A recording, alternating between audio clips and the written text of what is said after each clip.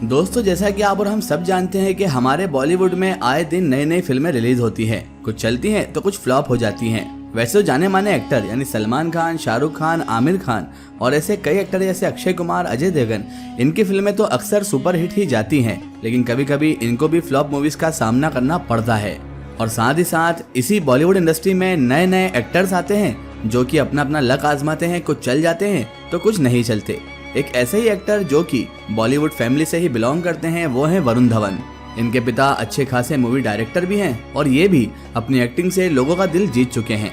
दोस्तों, पिछले ही महीने यानी 21 जुलाई सन 2023 में हमारे बॉलीवुड में एक मूवी रिलीज हुई जो कि वरुण धवन और जानवी कपूर की थी, जिस मूवी का नाम था बवाल। अब दोस्तों, यहाँ पर दिलचस्पी वाली बात यह है कि इस फिल्म का नाम तो पहले ही बवाल था, लेकिन इसने इजराइल में भी बवाल मचा दिया है और असल में भी इस फिल्म ने बवाल मचा रखा है। काफी अच्छी स्टोरी के साथ साथ काफी अच्छी एक्टिंग की है दोनों ही एक्टर्स ने। दोस्तों, ताज्जुब की बात यह है कि इस फिल्म बवाल ने बवाल सिर्फ भारत में ही नहीं मचाया बल्कि इजराइल तक इसका बवाल पहुंच गया है, जो कि हमारे भारत से हजारों किलोमीटर दूर इजराइल देश है, वहां पर भी इसका बवाल मचा हुआ है। आसान भाषा में अगर हम आपको बताएं तो दोस्तों, बवाल फिल्म के रिलीज होने के कुछ दिन बाद ही एक विवाद हो गया है। और दोस्तों, ये विवाद जो हुआ है वो सिर्फ और सिर्फ इजराइल की वजह से ही हुआ है। और दोस्तों, ये विवाद और ये बवाल किस लेवल का है, इस बात का अंदाजा सिर्फ इसी चीज से लगाया जा सकता है कि शुरू में तो इजराइल और इंडिया के जो लोकल मीडिया हाउसेस थे वही इस खबर को कवर कर रहे थे, मगर बाद में इंटरनेशनल मीडिया हाउसेस ने भी इसको बढ़ चढ़कर छापना शुरू कर दिया, इस बवाल को बता दिया।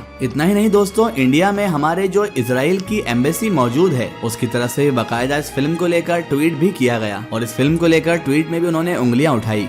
उस ट्वीट में ये साफ तौर पर इशारा दिया गया था कि इस मूवी से इजराइल बिल्कुल भी खुश नहीं है और इस मूवी की वजह से तमाम इजरायलियों का दिल भी दुख गया है, क्योंकि इस मूवी में तो बहुत कुछ गलत दिखाया गया है, ऐसा कहना है इजराइल वालों का। मगर दोस्तों, अब सवाल ये उठता है कि ऐसा इस मूवी में क्या दिखा दिया गया कि हमारे देश से कोसों दूर इजराइल देश में बवाल मच गया है, और जबकि रोमांटिक दिखने वाली इस मूवी में आखिर ऐसा क्या दिखा दिया गया है कि जिसकी वजह से न सिर्फ इजराइल में विवाद हो रहा है बल्कि साथ ही साथ ये दावा भी किया जा रहा है कि इजराइल के रहने वालों का इससे बहुत ज्यादा दिल भी दुखा है। तो चलिए दोस्तों, आज की इस वीडियो में हम इन्हीं सारी चीजों के बारे में, इन्हीं सारी बातों के बारे में, इन्हीं सारे सवालों के जवाब के बारे में जानने की कोशिश करते हैं। दोस्तों, सबसे पहले हमें मूवी के बारे में जानने के लिए इसकी स्टोरी को समझना होगा, तो आइए जानते हैं इसकी स्टोरी के बारे में शॉर्ट। दोस्तों, इस मूवी के जो मेन कैरेक्टर हैं यानी वरुण धवन और जानवी कपूर, तो इसमें वरुण धवन को तो एक टीचर बताया गया है कि जो दरअसल एक स्कूल में पढ़ाते हैं। मूवी के स्टार्टिंग में दिखाया गया है कि इसकी जो वाइफ है यानी वरुण धवन की जो वाइफ है जानवी कपूर, उनके साथ इनके रिश्ते ठीक नहीं रहते हैं, यानी हस्बैंड वाइफ में झगड़ा चलता रहता है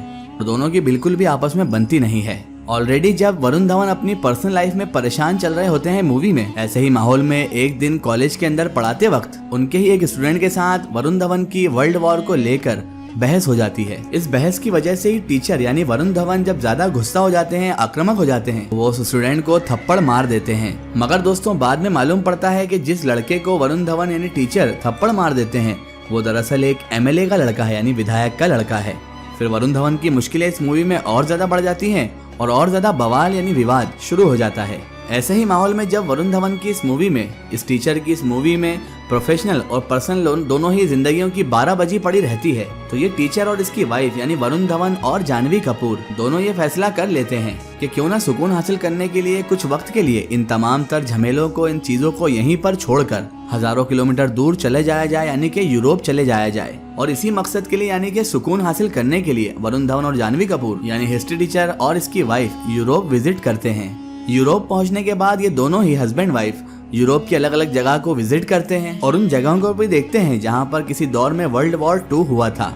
स्पेशली जनरली ये पोलैंड पहुंचकर उन सारे इलाकों को भी देखते हैं जहां पर किसी दौर में होलोकॉस्ट हुआ था। दोस्तों, वैसे आप लोग भी होलोकॉस्ट के बारे में तो नहीं जानते होंगे, तो हम आपको शॉर्ट में बता देते हैं। दोस्तों, होलोकॉस्ट दरअसल उसी इंसिडेंट्स को या फिर ये कहिए उसी नरसंहार या उसी हादसे को कहा जाता है, उसी जेनोसाइड को कहा जाता है कि जो किसी दौर में यहूदियों का किया गया था, वो भी हिटलर की तरफ से।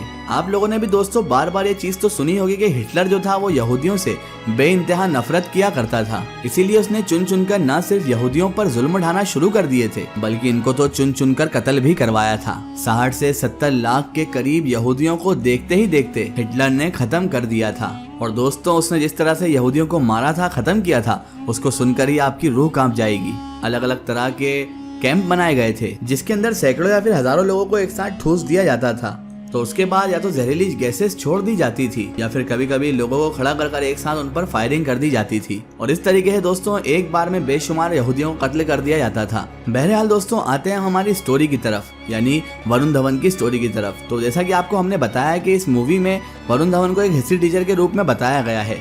तो जैसे ही मूवी में वरुण धवन इन सारी जगह पर पहुंचते हैं, इन सारी लोकेशंस पर पहुंचते हैं, तो वो एक हिस्ट्री टीचर की तरह हिस्ट्री समझाना शुरू कर देते हैं। ना सिर्फ ये हिस्ट्री समझाते हैं इस जगह पर आकर, बल्कि उस जगह पर अपने आप को रखते हैं जो उन लोगों की सिचुएशंस थी और उस सिचुएशन को फील करना भी ये दोनों शुरू कर देते हैं। उस दौर में यहूदियों को कैंप में रखकर जिस तरह की ड्रेसेस पहनाई जाती थी उस तरह की ये दोनों ड्रेसेस भी पहन लेते हैं और इस तरह से दिखाने की कोशिश करते हैं कि वो दोनों ही कैंप में फंसे हुए हैं। ऐसे ही माहौल में इस हिस्ट्री टीचर की जो वाइफ होती है यानी कि जानवी कपूर के हर रिलेशनशिप अपने ऑशविट्ज से गुजरता है। बस यही वो अल्फाज हैं, यही वो सेंटेंस है जिसने इजराइल को बहुत ज्यादा ट्रिगर्ड किया है। दरअसल दोस्तों हिटलर के दौर में वैसे तो यहूदियों पर बहुत सारे अलग अलग इलाकों में जुल्म हुआ था और अलग अलग इलाकों में यहूदियों को कत्ल भी किया गया था, मगर इन इलाकों में जहां सबसे ज्यादा जुल्म सितम हुआ था, जो कि इन इलाकों से हटकर था, वो जगह भी कुछ और नहीं बल्कि ऑशविट्ज ही थी। ये दरअसल दोस्तों एक कैंप था कि जिसको आज के दौर में पोलैंड के इलाके में हिटलर की तरफ से बनवाया गया था। हिटलर ने जब पोलैंड पर कब्जा कर लिया था तो इस कैंप को स्पेशली यहूदियों को सजा देने के लिए ही बनवाया गया था। इस कैंप के अंदर तकरीबन 11 से 12 लाख यहूदियों को कैद किया गया था और यहाँ पर कैदी बनाए गए यहूदियों को जिस तरीके से मौत के घाट उतारा गया था और जिस तरीके से उन पर जुल्म सितम किया गया था वो बाकी इलाकों से कई ज्यादा खतरनाक और भयानक भी था।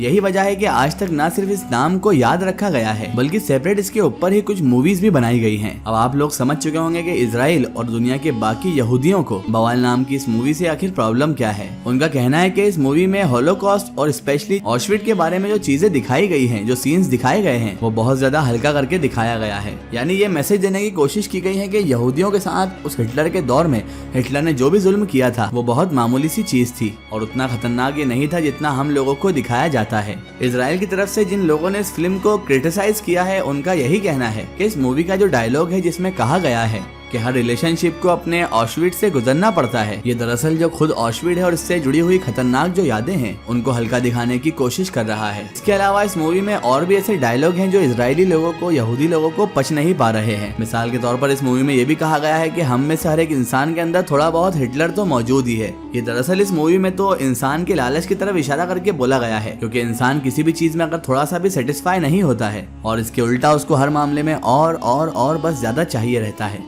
जाहिर सी बात है दोस्तों हिटलर के डायलॉग को यहूदी लोग आखिर कैसे बर्दाश्त कर सकते हैं। और दोस्तों हो भी क्यों ना, क्योंकि इस दुनिया में जितने भी यहूदी लोग हैं अगर वो इतिहास को पढ़ते हैं और इतिहास में सबसे ज्यादा नफरत अगर किसी से करते हैं तो वो सिर्फ और सिर्फ हिटलर ही है। होलोकॉस्ट का टॉपिक यहूदियों के लिए कितनी ज्यादा अहमियत रखता है इस चीज का अंदाजा सिर्फ इसी बात से लगाया जा सकता है कि अभी तक इसके ऊपर न सिर्फ बेशुमार किताबें लिखी गई हैं बल्कि बहुत बड़ी बड़ी मूवीज, बहुत बड़े बड़े सीरियल्स भी बनाए गए हैं। इवन आपकी जानकारी के लिए बताते चले दोस्तों कि हर साल 27 जनवरी के दिन यूएन की तरफ से एक खास दिन भी मनाया जाता है कि जिसमें उन सारे लोगों को याद किया जाता है कि जो होलोकॉस्ट का शिकार हो गए थे। सेकेंड वर्ल्ड वॉर खत्म होने के बाद अमेरिका समेत पूरे ही यूरोप में अचानक से यहूदियों के लिए जो एक बड़ी हमदर्दी पैदा हुई थी उसके पीछे जो बहुत सारी वजह थी उनमें एक बड़ी वजह ये होलोकॉस्ट ही था। फिलहाल दोस्तों आज की हमारी वीडियो में बस इतना ही। अगर ये वीडियो आपको पसंद आई है तो इसे ज़्यादा से ज़्यादा शेयर कीजिए और इसे अपने फ्रेंड सर्कल, अपने रिश्तेदारों तक जरूर पहुंचाएं। इसी तरह की इन्फॉर्मेटिव और हिस्टोरिकल वीडियो के लिए हमारे चैनल को सब्सक्राइब कीजिए और पास में दिए गए घंटी के आइकन को जरूर दबाएं ताकि हमारी आने वाली हर नई वीडियो की नोटिफिकेशन आप तक पहुंचती रहे।